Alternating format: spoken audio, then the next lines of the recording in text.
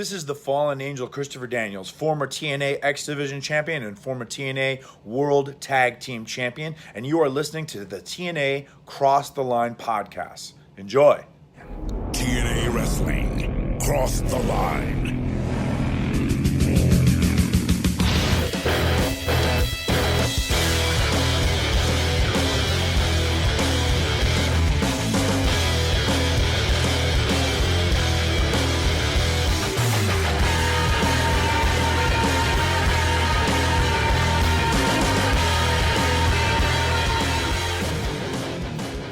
And we're back with episode 253 of the TNA Cross the Line podcast. I am Colling Jr. With me, as always, is Dallas Gridley. In Dallas, we are back for some TNA Impact and a Hangman's Horror. That's right, folks. The Hangman's Horror is back.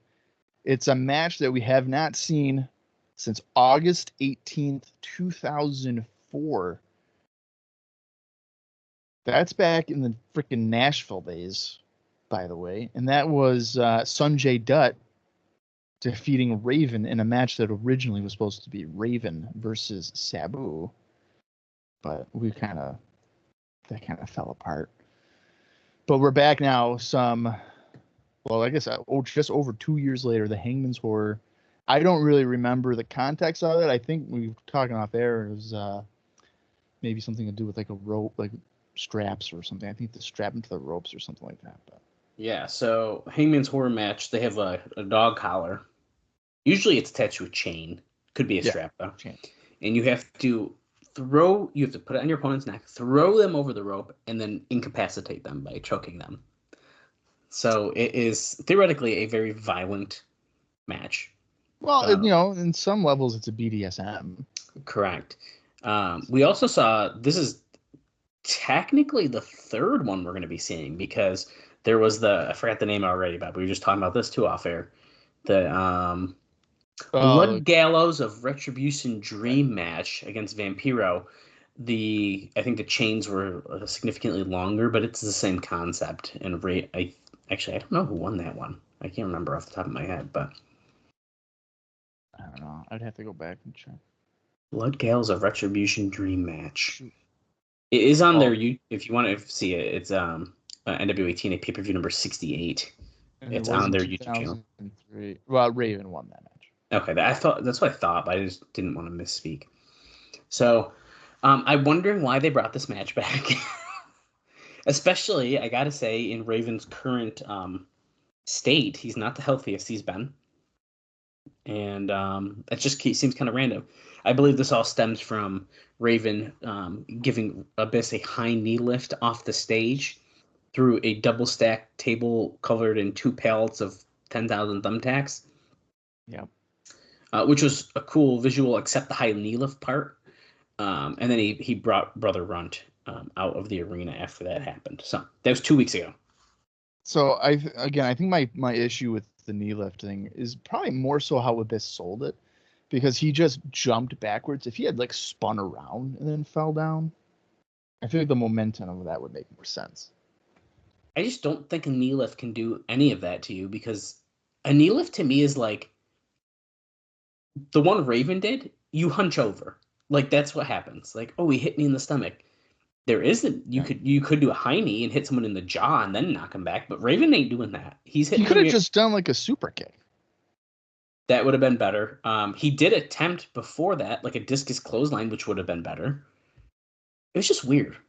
It was just a really weird move, but regardless, that was 2 weeks ago. Let's do a quick rundown of what happened last week, Bob.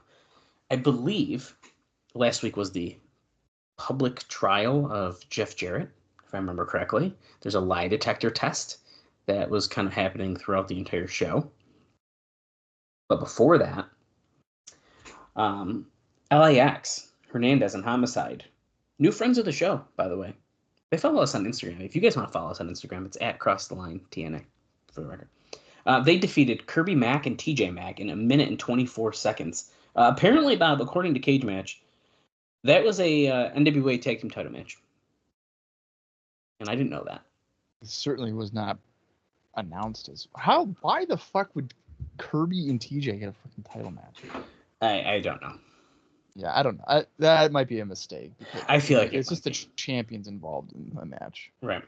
Then we saw this crazy 8-man tag team match. America's Most Wanted teamed up with Kazarian and Maverick Matt to defeat Norman Smiley, Shark Boy, and the James Gang in 2 minutes and 2 seconds. And if I'm remembering correctly, Chris Harris stole the pin essentially from James Storm after he hit the last call super kick. And he kind of switched it, like, haha, how do you like it now? And he walked out of the ring, and as I pointed out, Gail Kim was kind of sticking around James Storm again, so it's kind of interesting situation going on. But Harris gave him the fingers that time and all that kind of good stuff. And then, in the main event, after they had a confrontation 2 weeks ago, Christian Cage defeated Ron Killings in 11 minutes and 45 seconds. So that is what went down on the last episode of Impact. And then, of course, as everyone would have guessed, Jeff Jarrett was lying. They found out from the lie detector test. Eric Young tried to help him to find the way around it, to skirt the system a little bit, but it didn't work. No, and so now as a result, Jeff Jarrett will be wrestling Samoa Joe, basically like in a fans or the lumberjack match. Yeah, fans revenge. Fans revenge. And that kind of even goes back to a few weeks ago. They ejected a fan, and you and I were like, is that a plant? Like, what are they doing? And as we were seeing long-term storytelling, Bob, it was, in fact, a plant, it seems, because the fans get the revenge on Jarrett, so we're assuming that fan will be ringside. I would not be surprised if he's there. Yeah, me either. Should be fun. So, pretty cool stuff. We are just 2 weeks away from No Surrender at this point, and we're on the second episode from the second set of tapings in between Hard Justice and No Surrender. So, should be a fun show. Let's dive right into it.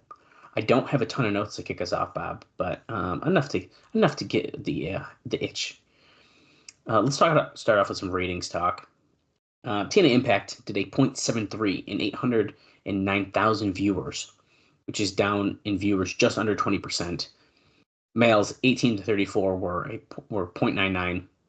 Now, Impact did about what should have been expected. In segment by segment, I think this is always fun.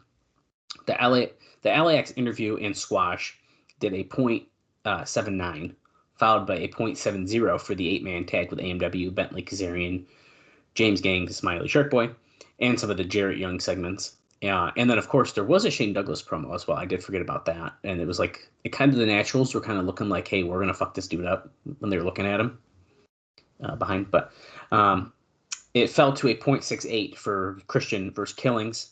The final segment with Cornette and the lie detector was a 0.75. Dave says, I'd have hoped for better since it was built up well, but any increase in audience by TNA at that hour is at least okay. So, not too bad. Now, interesting enough, both seemingly, I think it's Ultimate Fighter and TNA will be competing with college football on ESPN here soon, which won't have anywhere near the effect, he says, but the September 14th numbers should probably be a telltale sign here of what the fall season will be for both shows. So we'll have that talk, hopefully, on our next episode. I don't know, Bob. Do you think college football is that popular that it'll affect ratings? But Dave doesn't seem to think so. You think it will? Cool. Yeah. Should be fun. I mean, well, wait a minute. I don't know if I know anyone who watches college football. I do. So. Oh shit. Yeah. Well, wait a minute, because we're on Thursday. We're still on Thursdays, right? Yeah. At what time? 11. Yes. 11 Eastern. So then, realistically, no. That's probably why he doesn't think, because he says it won't have anywhere near the effect. I don't know.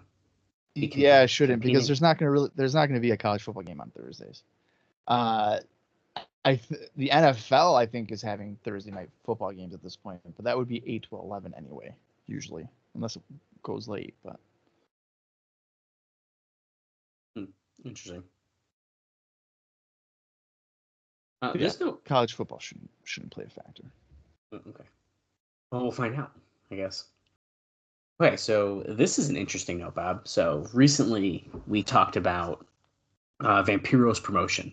Now, believe it or not, they actually did film some for this, which I was actually pretty surprised about. So Dave notes that he said he saw a TV report or a news report on Vampiro's RXLL promotion that was a positive. He says that they focused on Vampiro and Ron Killings, who they pushed as a former NWA World Heavyweight Champion. Now, in TNA, the thought is that Killings made a bad political move because he's over in Mexico, but can't be a part of the TNA versus AAA stuff because him working the debut show. So that's not great because you know how politics are in Right. Mexico. Now, the RXL does have a second TV taping on September 16th in Guadalajara. So they apparently taped some stuff for this, dude. I never heard of it before. I feel like we even tried to Google it once and couldn't find anything. So it's pretty interesting. So, I mean, Ron would have done that, I would assume, because he wants out of TNA. Doesn't That's want to actually be a great point. a team player, probably. So he's probably thinking, okay, if I do this, maybe they'll just not keep me around. Plot twist. Apparently, they are keeping him around. Yeah. And then he shot himself in the foot by probably losing out on more money with the AAA thing. Yeah, that's a great point. I didn't think about that. Staying on the note of Mexico shows here, the November 25th Arena Monterrey show is still a go at this point. The plan is to do some sort of television and maybe clips to introduce the talent. The plan is to go for high ticket prices since WWE has drawn well there, but WWE is popular on TV and the magazines cover the WWE guys as big time stars. So I believe that this is just a show that TNA is going to have some involvement with. Also, Are they trying to say that the TNA guys aren't big? that's what Dave is saying. Okay. I mean, there's definitely, some big names in TNA. Right. Yeah. So. That's how it is, man. Well, I don't want to like drag this out or anything, but I was listening to Bischoff's podcast the other day, and even at WCW's peak level of popularity, so let's say like 98, like in a TV guide, the wrestlers were referenced as WWF wrestlers. Yeah, I've heard stuff like that. It's pretty. So like Hollywood Hogan was like WWF wrestler Hollywood Hogan. So probably in a TNA world, that if they were publicized in a newspaper, it would be like WWE superstar Christian Cage. Yeah, it's pretty crazy. Not TNA wrestler. Yeah, it's weird. There is a local promoter in Texas that has expressed interest in doing a TNA house show in October at the Dodge Arena. Apparently, WWE always sells the place out, and it has been for years. Their hottest small market in the country. Now, whether they use Mexican top talent or not. So, this is a pretty interesting house show idea. I don't know how big the Dodge Arena is off the top of my head here. Let's see. Dodge Arena in Texas. I'm going to say at least 5,000 a year. Probably like the War Memorial. That's probably a good guess. Didn't come up as easy as I was hoping here. Is there about the arena? 7,000 seat capacity. It holds 5,500 for hockey, so yeah, it probably holds a little bit more than that when you have wrestling. Okay. We'll see what happens. That's a pretty decent sized place for a house show. Yeah. I mean, they probably should just do a pay-per-view if they're going to do it. Oh, yeah. But then I immediately was just like thinking, are they going to OVW themselves? Like OVW themselves in 2024? Oof. Probably. Who knows? Dave has a correction that I just wanted to bring up real quick, and then I have one final note after this. There was a Naturals over Johnny Devine and Alex Shelley match that was not listed last week in the results from the Orlando tapings done for Explosion. I do believe I covered that on Cage Match, and I was like, I don't know why this match doesn't exist. But it's because it was not added in. So I just wanted to confirm that match did, in fact, happen.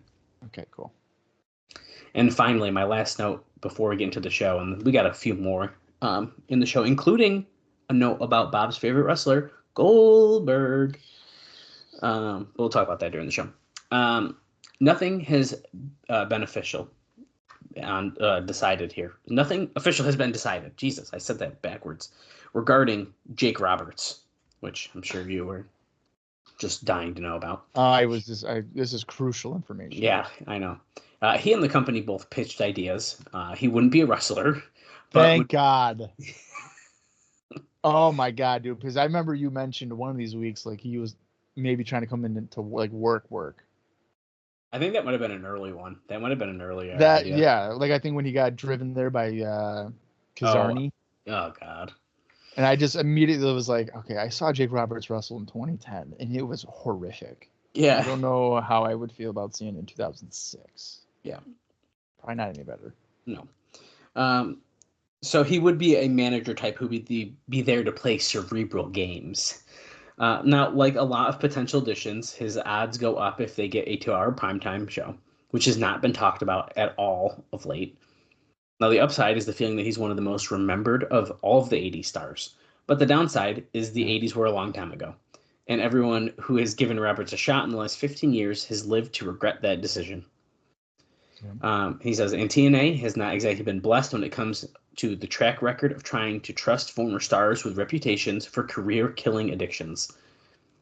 A few months back, when they were doing good ratings, I'd guess he'd have less of a chance, but his timing isn't bad because there is a sense of desperation or a home run idea that doesn't seem to be there. And Roberts does know and understand how to get over and cut a promo. If he could stay straight, theoretically, he could be a great coach in the dressing room. But WWE tried that one a decade ago, and you had your coach screwing up on the road while preaching that he was clean. So, at this point in his life, he is still not doing well. I believe current day he still is good, right? I think so. I mean, last I knew he was on oxygen, but he was not. Well, he's not. Yeah, I mean, he's old as fuck. So yes, he's on oxygen, but he's not drugs, alcohol. Is he still doing AEW at all? I have not seen him in a long time. I don't think that he's like not associated. I think it's the trouble with the oxygen and like travel and stuff. I just don't know if he can do it anymore because he has once in a while appeared with Archer still, but it's not too often. Yeah. Does he still do his podcast even? I don't even know. I have no clue about that. That's a good question.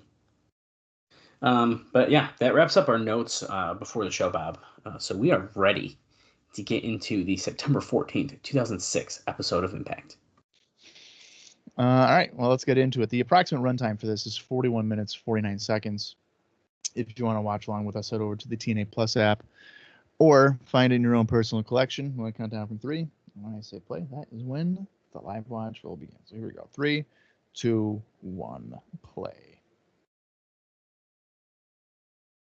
This is TNA. And for some reason, this episode is very quiet on my computer, Bob. So let's turn that up. You had every time there's the "This is TNA," you say it. I feel like I have to because then, everyone's like, oh, that's the part they're on. Right in the beginning. Right. I figure that's why you were doing that. That is kind of why I do it. But also, I really like hearing it every week. This is TNA. I get ready for when it's like, TNA wrestling, cross the line. Oh, shit. Yeah, I bet you do. Get ready. We got a year or two before that happens, I think, but. That might be around the time they do the 2 hours. I think the potential of a 2-hour show. Hey, during the intro, we're just seeing the Samoa Joe stuff. I don't know if you saw over on our Twitter page, which you guys can join us over on Twitter if you'd like at TNA Crossline Pod. Or sorry, no, that's on Facebook. We're at Crossline TNA on Twitter. I saw a post from Dave Meltzer. Or sorry, not Dave Meltzer, David Penzer. Jesus Christ. I'm like opening it up and I'm stumbling over my words here. He posted like this old TNA shirt that has like all these pay-per-views from 2009. I don't know if you saw this. He just like posted it and was like, new find. And then he posted the front for us. I replied to the tweet and I was like, look at how cool this is. So it's the 2009 tour shirt. And yeah, it's kind of cool. Just has all the logos. I don't know why anyone would buy that shirt, to be honest. Not from him necessarily, but just in general. Why would anyone want that shirt? It just has pay-per-view logos on it. Speaking of like random finds, I guess, but Vince Russo, I guess, found a old Outsiders 5XL hoodie. What? I think it was a thrifty shop. And so he was Oh, like, okay. So not at his house. Not at his house, no. And he was like, if anybody's interested in it, to send him an email. And I was like, should I maybe get this fucking hoodie? But then I was like, it's 5XL. That's If like a it wa- blanket, even on me. Yeah, I just went on his page to see it too. Oh, this is like literally like yesterday, as of this recording. It's very recent, yeah. Found this vintage Hall Nash hooded sweatshirt. Looks brand new. I picked it up thinking somebody might be interested. It's a 5X, so it'll be plenty large for the winter. If you're interested, email me. We're getting an LAX promo video here. Of course, they're fighting Styles and Daniels in a rematch at No Surrender. This looks pretty cool, but the idea that he bought this for like $3 and is probably going to try to sell it for $50 is like kind of hilarious to me. Oh, that's absolutely what would be going on. I mean, it does look nice. It's cool, but it has I'm gonna aged. I'm gonna be that guy and be like, I've never seen that before. So is it actually like a real thing? I've never seen that. I've never heard of a hoodie like that. I don't know. It's weird. Okay, it looks like we're kicking off with Maverick Matt and Frankie Kazarian. Oh, sorry, Kazarian and Maverick Matt, not Frankie. Look at this, Ultimate X number 4. We're getting some Asylum flashbacks here, dude. Wow. Styles clash to Kazarian off the top. Pretty sick. Interesting note, Bob. Last week they had the Ultimate X structure set up. It's still there. Well, that's what happens when you tape 3 weeks worth of TV. I know they're also trying to hype up. And look who's in the beginning of the match here. Styles and Daniels are fighting them. So they're definitely promoting the Ultimate X. That's the whole point here. But dang it, I don't like it. Love the red on these guys. I feel like we haven't seen them in anything besides blue in a while. I don't know. The Ultimate X structure thing doesn't really bother me. It's just kind of, I mean, I would expect them to use it. If they're going to do that, that's fine. Especially Hangman's Horror. They're probably going to use like the steel. Here's your match graphic. It's like moving. It's kind of weird. I don't like it. Yeah, no. Why is it jiggling like that? Yeah, that would freak me out a little bit. Why was that moving? It has nothing to do with No Surrender as to why it would move. The graphic like going like this. Yeah. I have two. Well, wait. Well, at least two. Four? Three. I have at least 3 indie notes in this match. For this match. Okay. Back on September 10th, Derek Frazier defeated AJ Styles at MCW's Tribute to the Legends. That was in Maryland. On September 13th, AJ Styles defeated Homicide at PWX, lighting the fuse at the ECW Arena. Christopher Daniels at that same PWX show defeated Jay Lethal. And then I forgot to click on Kazarian, which is what I'm doing now. If I can figure this out, here we go. Let's see, does Kazarian have anything? And it looks like he does not. So Nice. that's all the indie notes for this match. Daniel's taking control of Maverick Matt after Kazarian just tagged out. He tags in Styles, twisting the arm.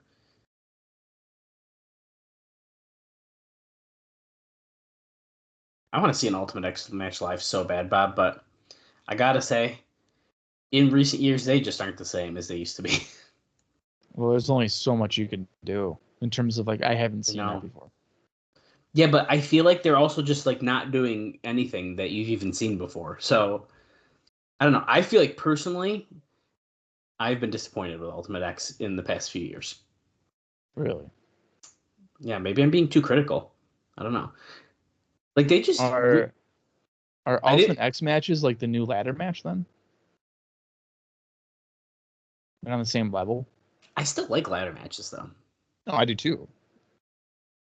I don't know. It's interesting. Actually haven't seen the most recent one, which was on Emergence, which just aired technically 2 days ago as of this recording.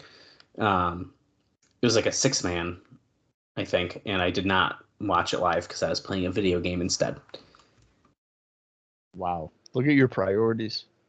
I know. And there's like a 60-minute Iron Man match, which I think they've only done maybe 1 or 2 others in TNA's history. Who was the Iron Man match? It was Nick Nemeth against Josh Alexander. Oh, man. Nemeth for an hour? Mm-hmm. And then apparently fucking JBL came out after. I don't know, dude. I saw that, yeah. I saw like a quote. Up everywhere. Yeah, well, I saw a quote. He's like, "Oh, I don't got the itch. I'm just recruiting for Triple H." And I feel like that's just him being a heel, like saying some stupid shit. But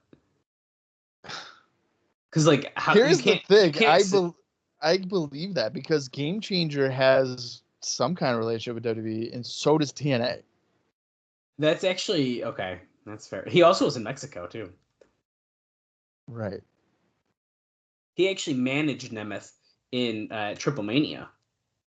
Wow. I can't believe we're getting a commercial for this match.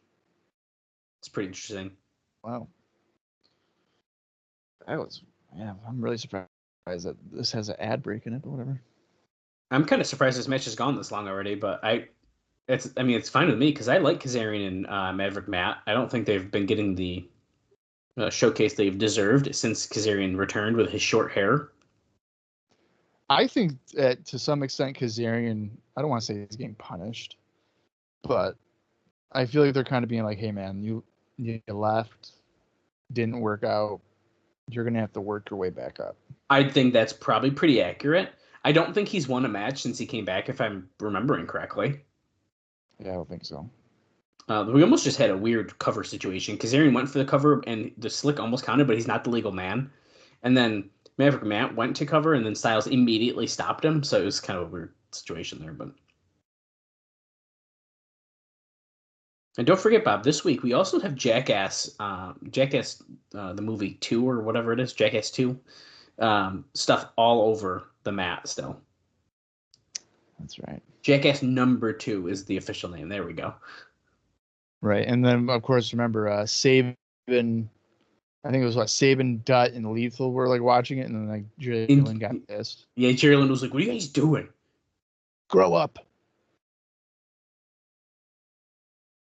I think that's funny because that's definitely what a lot of people think when people like younger people are watching Jackass. They're like, "Grow up! What are you doing?" Yeah, pretty much. I remember. I think it's the first one. But Ryan Dunn put a car toy up his ass. Oh my god! And he went to the doctor, and the doctor was like, "It's a Hot Wheels car in your rectum." And he's like, "What? How did that happen?" It was funny. The shit they did is like insane. I mean, I don't know how you die, how you don't die in some of those. Like, I kind of had the itch to watch. What did they do? Just 4 or something? Look at that move by Styles. Which one did they just do? Oh, I don't know. But I know there's like 2.5 and like 3.5 or whatever. Like they do some weird. I don't know. Well, they just had a more recent one, and I kind of had the itch to watch it, and I still haven't, which is so weird because I haven't watched it. Is it streaming anywhere? I think it's on Peacock. Really? I was gonna Google quick. High low by Styles and Daniels taking out Maverick Matt. Slams down Kazarian with a Uranagi. Oh shit! Look at this, Bob. BME. And frog splash by Styles goes for the cover. It's such a good finishing move. That was good. That was a good finish, but also not a bad opening match on Impact, dude. I thought that was pretty good. Yeah. I just, for some reason, throughout the whole time seeing him, it seems like Maverick Matt just kind of seems checked out. I don't know. Wait, Bob, there's something going on in the back. Oh, fuck, it's Larry Zbyszko yelling at Eric Young. I feel like Zbyszko constantly looks like he's about to laugh while he's yelling. Did Young dye his hair to look more like Sabisco? Oh. Well, we talked last week how since they're going to have Young working with Jarrett, they had him dye it, which is weird. But the Zabisco thing is a funny idea. Look at Jarrett with the backwards hat. You stinking moronic Does idiot. he not look like a high school kid in one of those, like a movie? Mm-hmm. Even with the ringer shirt on and everything. Yeah.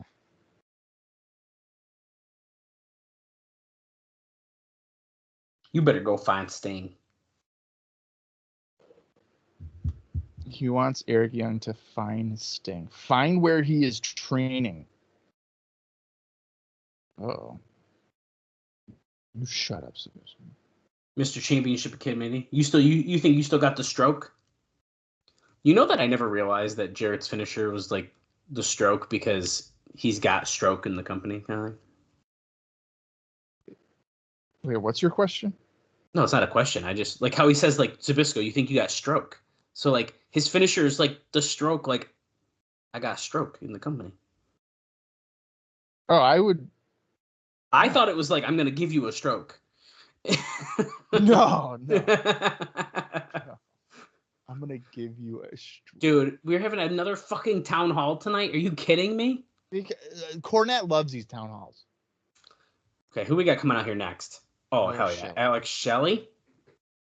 What's that shirt I feel say? like the stroke is more like the end of the guitar and he's going down with it. Oh, okay. So that's some deep thought with that one. Yeah. But then like the stroke as if he has the stroke is accurate. They least did in call TNA. out they called out the fact that Johnny Devine is not here with Alex Shelley. Here comes Chris Sabin. What's up with this song? Oh, it's like that weird remix one. Here's Don't Watch the Jackass again. Now, Bob, there's more Jackass movies than you could imagine. So, Oh shit. I cannot believe this. To be honest with you know what? They're probably on Paramount. What did I say? Oh, I said Peacock. Yeah, you're right. Peacock. I think it's They're probably Paramount. on No, you're right. It's Paramount, not Peacock. We have Alex Shelley versus Chris Sabin. Shelley, by the way, was wearing a TNA logo shirt, but the A was the @ symbol, like Alex Shelley.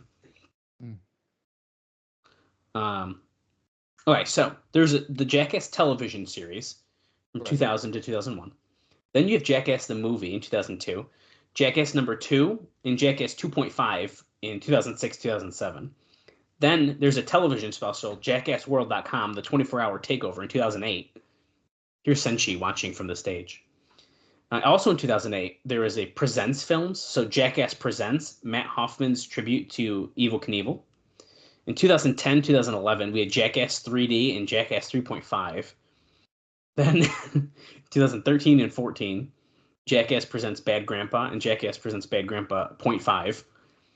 Then in 2021, we had Jackass Shark Week, which was a television special. And then we're back to our main film series. So Jackass Forever and Jackass 4.5 in 2022. And then there's also Jackass Shark Week 2.0 also in 2022. So there's way more Jackass stuff than you would expect. So there hasn't been one though in about almost 3 years. That's pretty wild because I like remember recently being like, oh yeah, I want to watch Jackass Forever. That's what it was. And I didn't. These guys are just silly. Let's see here. I definitely have any notes here. So Chris Sabin recently competed in the Battle of Los Angeles for PWG on night 1, which was on September 1st. He defeated Colt Cabana in the first round, and then he didn't wrestle again until night 3 on September 3rd when he lost to El Generico in the quarterfinals. And that should be it for Sabin. And then Shelley on September 3rd defeated Johnny Gargano in a grudge match for CAPW's Backyard Brawl, which happened in Gargano's Catering back alley parking lot in Cleveland, Ohio. What? That's what it says. Well, his family had a restaurant. It just burned down recently, actually. But oh shit, really? So that's probably what that is. That's awesome. Crazy. In the back alley. That's awesome. Was there like 12 people there? How big is a back alley? Not typically. I don't know. That's funny as shit. A wrestling show in a back alley of a catering. That's rough. If you're following along with us here, we are just about at the 17-minute mark as Shelley drop kicks the head of Chris Sabin. Goes for the cover. 1, 2. Now, reminder, since she's watching this, Sabin... I don't care, dude. Drop kicks are nothing. Yeah, I only do kicks to the back of the head. My name is Brandon. He's fighting Sabin. If you kick somebody and they don't get a concussion, is it even a kick? That's probably his logic.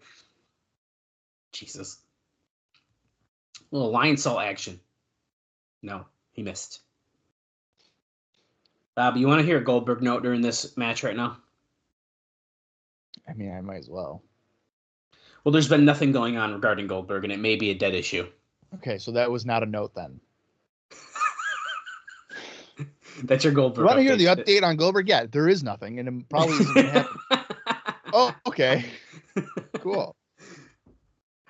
You like that little tease that I did just for that? We got a huge development on Goldberg. It's not happening.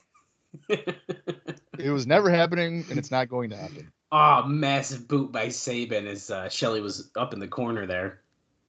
That's so funny. Putting him up in the tree of woe. Whoa. Hesitation drop kick. Oh, nice. Now, if you watch Sabin do that compared to Tommy Dreamer, it's pretty different. Does Tommy Dreamer do the hesitation drop kick? He fucking tries to hesitate. What is this? Jay Lethal and Johnny Devine. Oh, that's where Devine is. Jackass guys. They have a fucking shopping cart. They're putting Devine in a shopping cart, and Sanjay Dutt is about to push it down the ramp, I think. Look, Shelley just got distracted by this. So we're literally doing jackass stunts. Watch out, little girl. Jesus. Oh! Holy shit, they drove him right into the ring post, and he flew out of the shopping cart. Roll up by Sabin. Yeah, that's it. I don't know about that, Lab. It's like, what? We're gonna let that... and now Eric Young has come down here with the camera for Paparazzi? Well, he probably needs Shelley's help to find Sting and stalk him.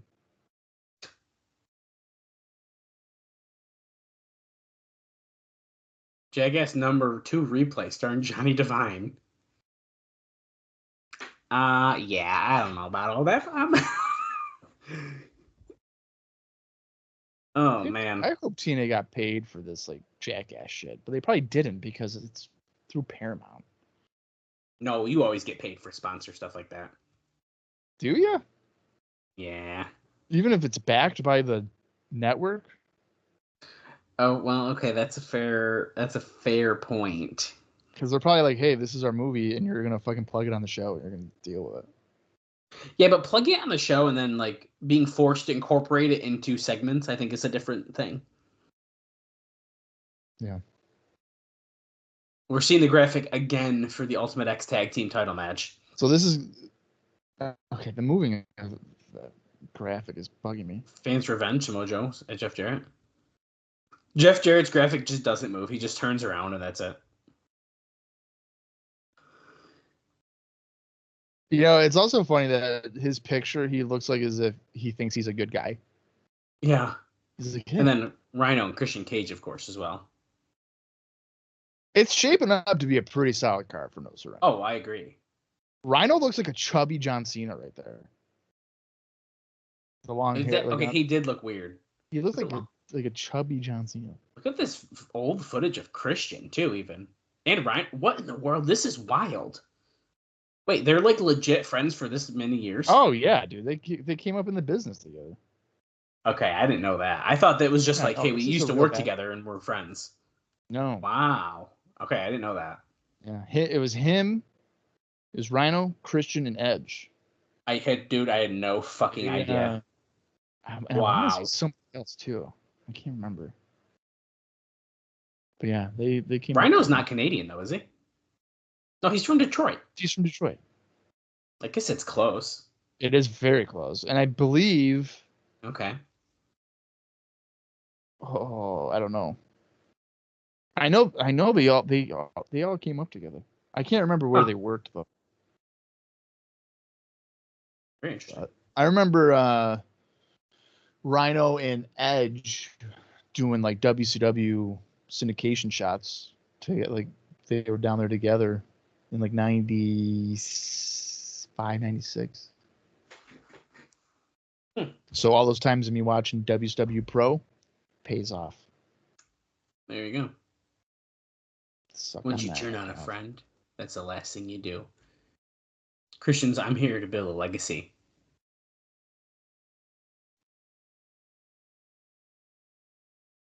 Still to come, town hall meeting. But up next, Hangman's horror match. Didn't like Hemi have like 6 kids in one pregnancy? Oh, she did have a lot. Yeah, I forgot about that. Because like I remember, I feel like I read like she was having a tough time conceiving, and then she's like, "Oh, here's 4." Yeah, Like, it's something okay. like that. Something wild. Shit. We just got an Austin Star like brief vignette. Now we're getting a video package promoting this Hangman's Horror. It's more kind of potentially like a 3-man feud here. With Yeah. Raven saying that he wants the runt of the litter, brother Runt, to probably just kind of brainwash him. Yeah, absolutely. Yep. Let me see if I got anything for you during this segment here. Monty Brown was inducted in a sports hall of fame in Saginaw County. Okay. The story noted. Michigan. Oh, okay. The story noted that sure he played in. Saginaw. Thank you.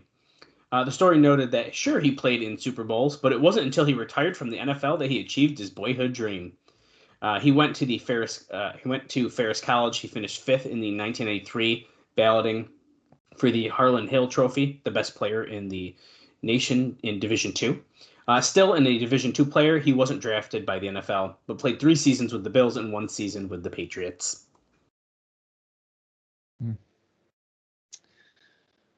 So he made the Hall of Fame for what? I don't know. Okay. It sounds like he like played in the NFL, but he didn't really win anything. Correct. Okay.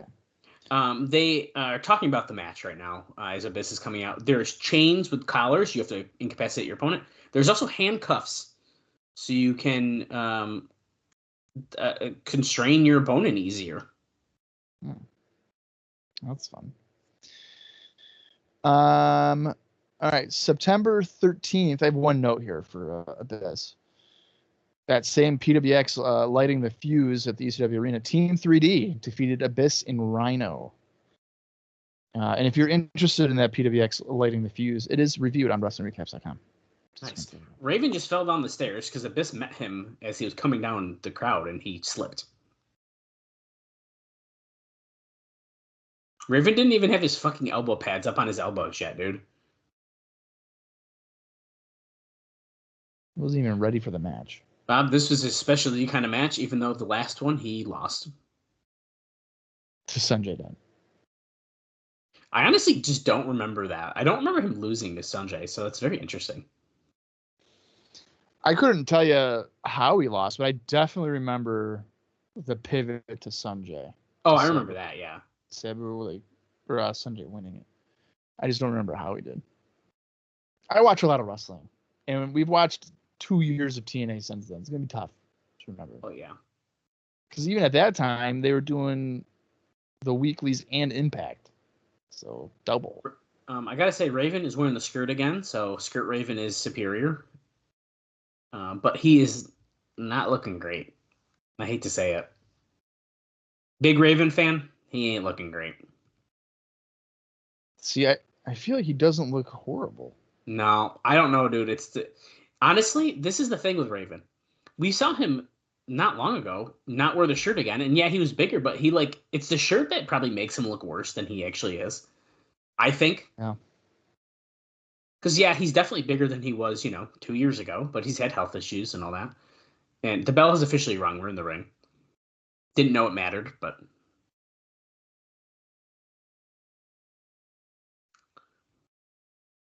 You can see the chain right there. Raven is telepathically poisoning the mind of Brother Runt. That's what Mike Tenay just said. That's a skill. Abyss was just handed a cork board, and he just smashed it on Raven's head. What in the world was that, dude? He didn't even hit him with the cork side. Now he's got a chair. We're back from commercial. The cork side probably would have hurt less, so I get that, actually. Raven is busted open. Hey, Bob, look at that. Available now, Lockdown. They keep promoting that. Yeah, but listen to this. Among the sports titles for the week, wrestling and MMA, in the top 20, number 7, TNA Lockdown.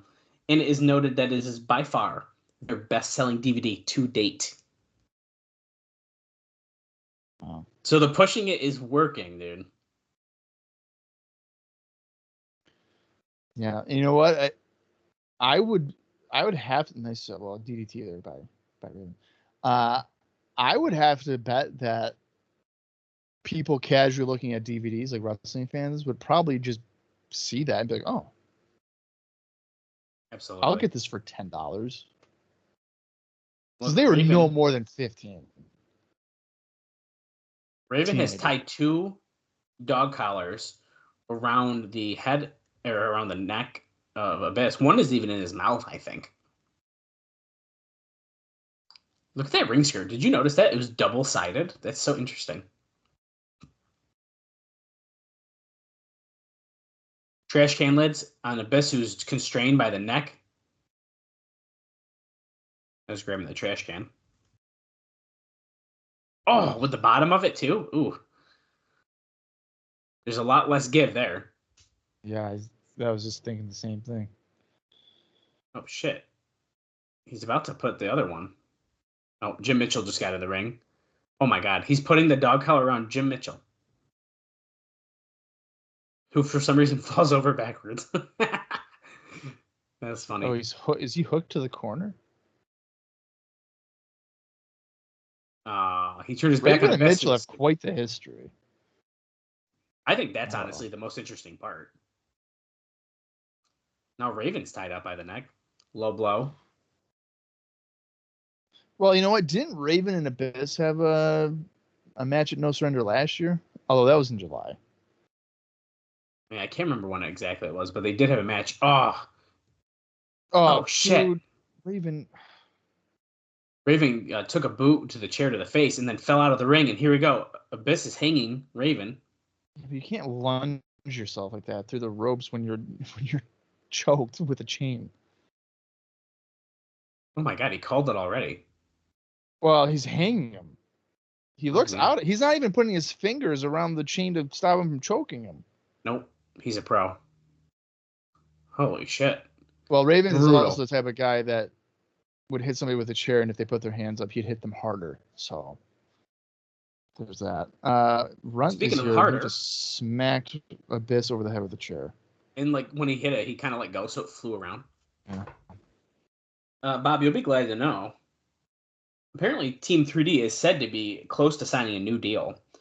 They have apparently set to return around Bound for Glory or the build-up for that show. So we may be seeing them again soon. I would imagine to be back at Bound for Glory or for Bound for Glory. Okay, Runt's helping out Raven this week. Interesting. Oh my God! Whoa. Oh my God! The acid drop on the floor. So he's not brainwashed. Interesting. Or did Raven want to do that? And he is brainwashed. Could have been. Mind blown. Look out, Joe. Look out. TNA and Don West. What is going on? Oh, of course. Robert Roode. Are you fucking kidding me? Is that Colonel Robert Parker? What? Oh, my God. So last week he was talking to Bobby Heenan. This week, Colonel Robert Parker. Holy shit. There's going to be a lot of people who wouldn't know who that is, though. Dude, that's a wild cameo. That's a deep cut. Is this limousine your limousine? Could you imagine if Colonel Robert Parker managed Bobby Roode, dude? It would not fit at all. But... No. Now, believe it or not, Bob, so we saw Bobby Heenan, I think it was last week, Maybe it's 2 weeks ago. I don't know. No, I think it was last week. Last week. He's been pitching for his job after he was brought in for the Root angle. But Dave says that the sad fact is that when he was on television, he didn't look. He's looked like he aged badly since his last time on doing the White Sox angle. I don't know if I agree with that, but okay. Here's the thing. Okay, Bobby Heenan has been dealing with cancer, yeah. so it's gonna definitely impact his look. Oh, next week we start celebrating Hispanic Heritage Month, Conan says. We're having like an LAXL celebration backstage here. Wait a minute. So he's saying next week they're going to start celebrating the Heritage Month? Why are they waiting for more than half the month to start celebrating it? That's a great question. Conan's looking pretty good shape, too. We haven't seen him without a gigantic 5X shirt on in a while. He does look good shape. We're going to put more stitches in your head.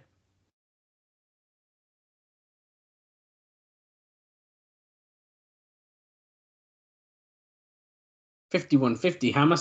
Homicide likes that girl. Look at this. Do you hate Jeff Jarrett? Talking to fans. Stupid blonde hair, stupid white pants. Send in your personal video of why you hate Jeff Jarrett. Oh my. Are you kidding me, dude?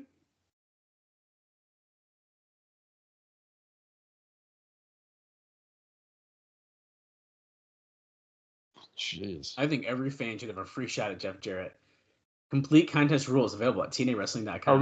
See if you hate Jeff Jarrett the most. Are we going to see a young Dallas Gridley in that? You should. Listen here, Slapnuts. You suck. Jim Cornette's in the ring. He did open up the guardrail before commercial break to let fans in ringside. That's right. For a town hall meeting. Did he just say this is the first TNA town hall meeting? Maybe with the fans. I guess. Matt Morgan on his website hinted at coming in here later this year, and Jim Cornette is a big proponent of his, and his name has been brought up from time to time, but Dave says he's never heard it as a definite. He's been working for Hustle in Japan and NWE in Italy.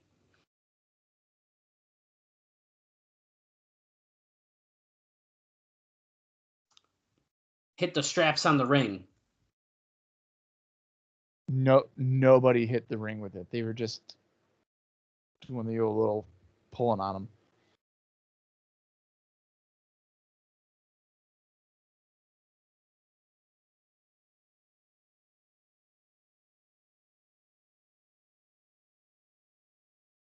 Oh boy.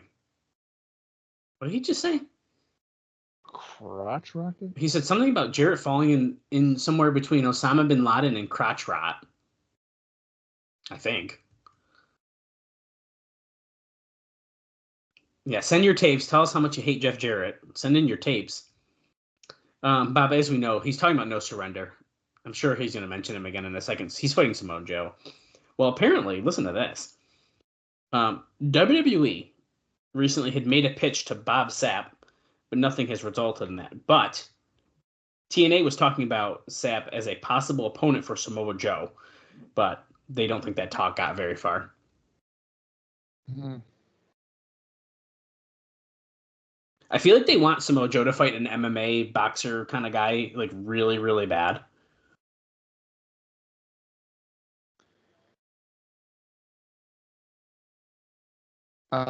Yeah, I mean, that gives me the vibe of what Heyman kind of did with Taz in ECW.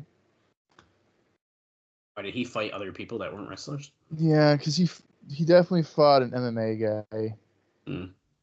Paul Verlaine or something like that. But I'm not really sure how well known he necessarily was at the time. He's bringing out someone who is... Oh, yeah, undefeated. Yeah, I don't know. He's bringing out Samoa Joe now. He's made pain into a science. Give it up to the Samoan submission machine.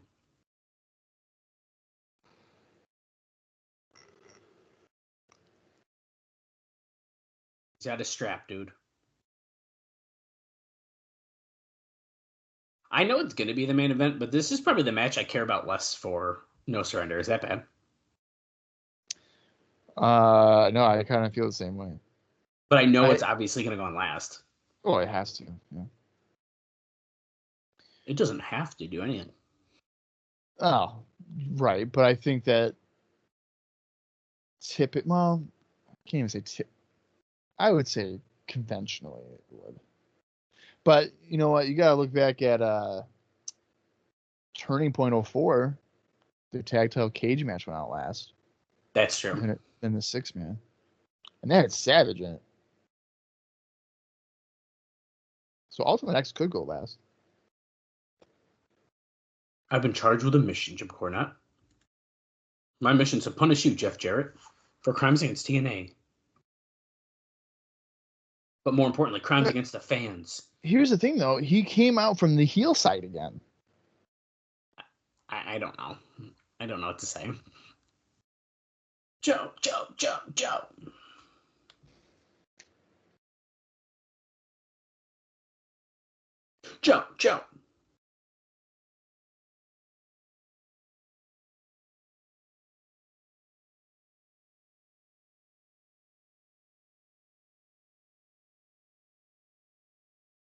Your ass belongs to us, Jeff Jarrett. Now, Jarrett hasn't done anything directly to Joe, right? Not recently, if he did.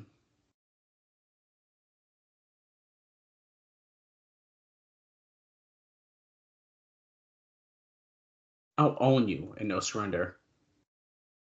Who's this? Who's that? Oh, God. It's Larry Zbyszko. Also coming out from the heel side. That makes a little more sense, probably, but... No, I know, but I'm just saying, like, why is Joe's presenting himself as a babyface right now? I don't know.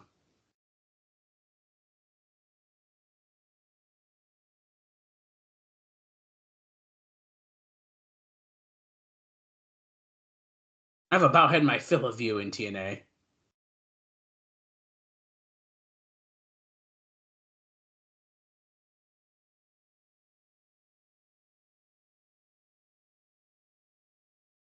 No, you're doing.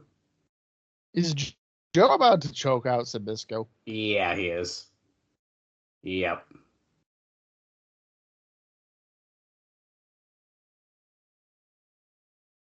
Joe's gonna kill you. Joe's gonna kill you. They're all chanting around ringside as Zbyszko's yelling at Cornette.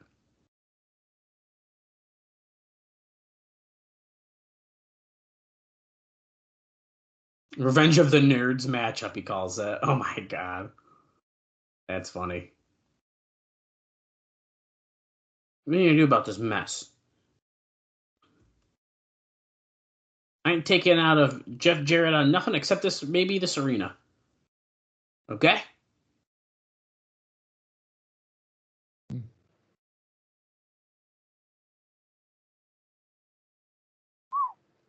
He's gonna disband the championship committee. Get the hell out of my ring.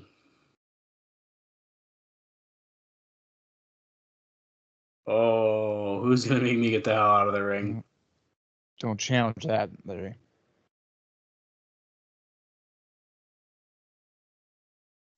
Joe. Oh shit, he's just whipping Zbyszko. I wanted to choke out, but whatever. You got to show that this is how you use a strap. Is this how we're ending the show? Too?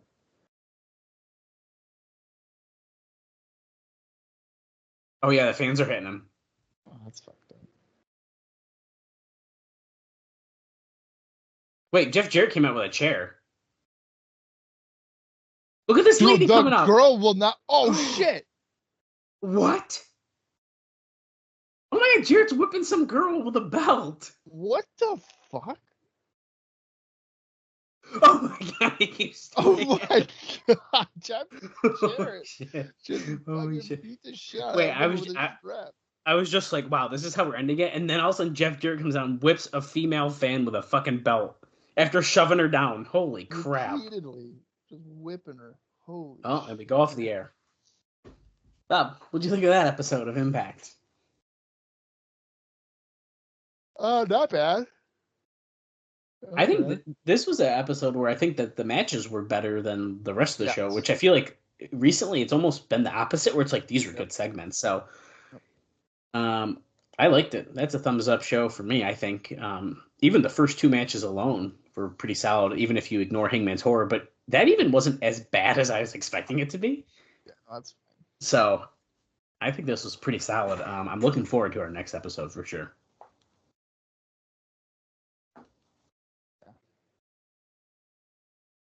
So, no, that was a good episode. And then we have now the Go Home show for before No Surrender. That's coming up next week. Yeah. Dallas, you got anything else? I don't think so, Bob. I'm looking forward to that Go Home episode.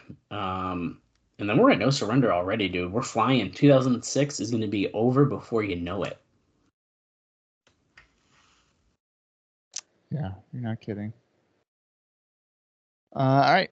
Well, there's nothing announced for next week. I'm double checking to make sure. Yeah, that's a good point, actually, because we have been doing that. So maybe they just one thing. They just assume you're going to watch because it's the last one before the pay-per-view, maybe. Yeah, typically. All right. Well, that's all we got. So we'll see you guys next week. So until then, for Dallas Gridley, I'm Bob Colling Jr., and this has been the TNA Across the Line podcast.